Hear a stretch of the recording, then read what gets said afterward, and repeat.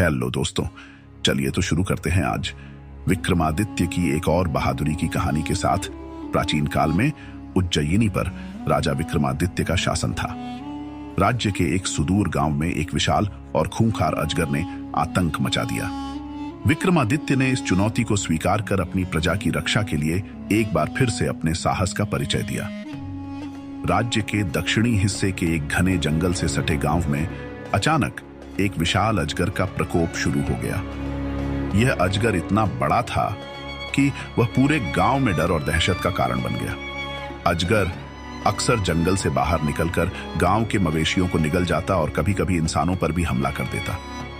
गांव वाले रात दिन भय के साए में जी रहे थे।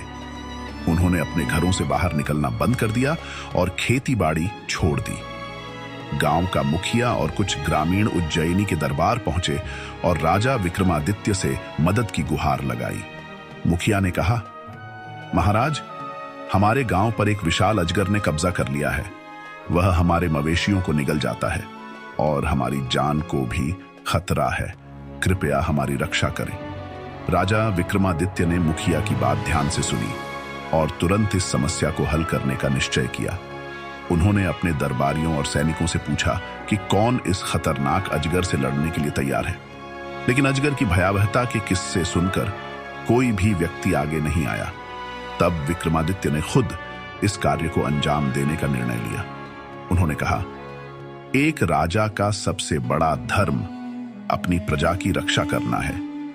यदि मेरे राज्य के लोग भय में हैं, तो यह मेरा कर्तव्य है कि मैं उनका भय दूर करूं। उन्होंने अपनी तलवार और ढाल को उठाया और अपने सबसे तेज घोड़े पर सवार होकर गांव की ओर निकल पड़े। राजा विक्रमादित्य ने गांव पहुंचकर स्थिति का जायजा लिया। गांव के लोग उनसे मिले और उन्हें बताया कि अजगर जंगल के पास स्थित एक बड़ी गुफा में रहता है। वह रात के समय गांव में आता है और हमला करता है। विक्रमादित्य ने ग्रामीणों को सांत्वना दी और कहा, डरो मत, मैं इस समस्या का अंत करूंगा। ये अजगर अब तुम्हारा कुछ नहीं बिगाड़ पाएगा। अगले दिन विक्रमादित्य ने अकेले ही जंगल में जाने का निर्णय लिया। उन्होंने अपनी तलवार और ढाल के साथ गुफा की ओर प्रस्थान किया। जंगल बहुत घना और डरावना था।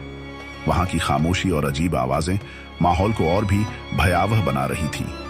जैसे ही वह गुफा के पास पहुंचे, उन्होंने देखा कि वहां चारों ओर हड्डियां बिखरी हुई थीं। गुफा से एक डरावनी फुफकार की आवाज आ रही थी। यह स्पष्ट था कि अजगर अंदर ही है।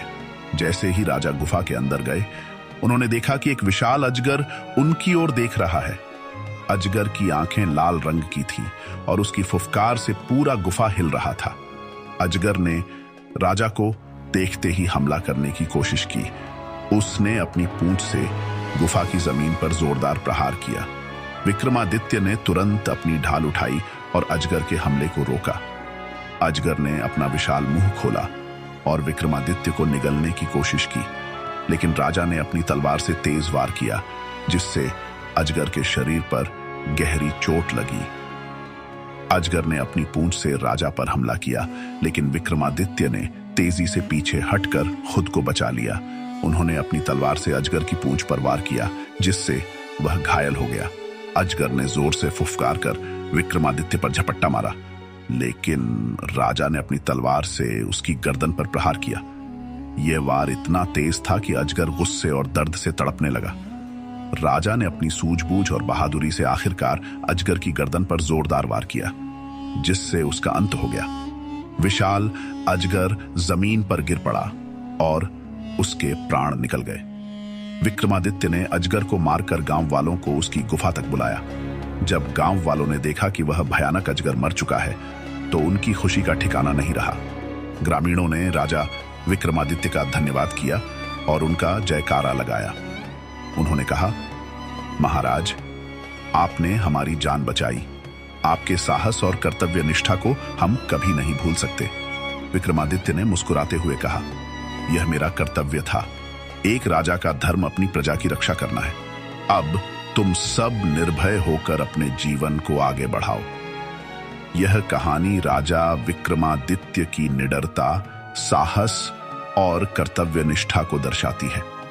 यदि आपको कहानी पसंद आई हो तो चैनल को सब्सक्राइब करें दोस्तों। Thanks for watching.